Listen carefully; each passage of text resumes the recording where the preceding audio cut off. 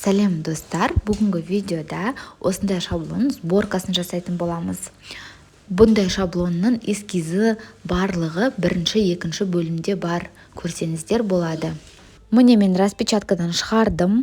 Менде қағаз фото бумага 200 грамдық.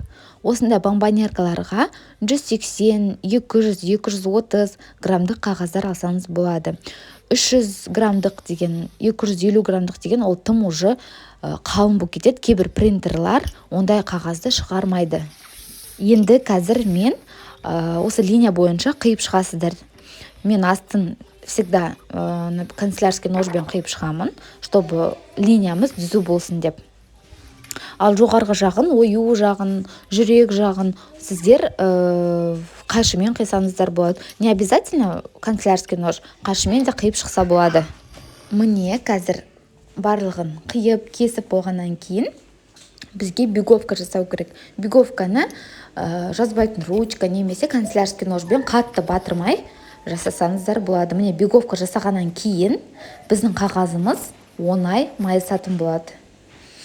Және қағазды майыстырғаннан кейін, именно майыстырып беговка жасап болғаннан кейін, сонда уже формасы шығады. Формасы шыққаннан кейін жай ғана астын жабыстыра саласыздар.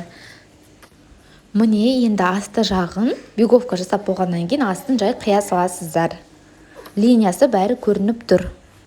Астын жай ғана осылай клейлеп шығамыз. Жазуы бар жер көрініп тұр өзі. Міне үлкен жермен жаба саласыздар. Енді ортасын бізге дыроколмен тесіп шығу керек, ленточканы өткізу үшін. Бұның ішіне сіз конфета соларды жабыстырып қойсаңыздар болады. Немесе маленький пакетиктарға конфетаны салып, ішіне салып қойсаңыздар болады, тойбастар ретінде.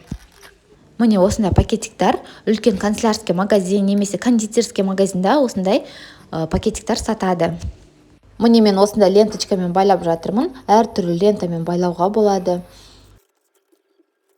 Міне біздің бомбонеркамыз осылай болып шықты. Бірінші, екінші бөлімді көргендер бомбонерканың шаблонын қайдан алу керектігін біледі.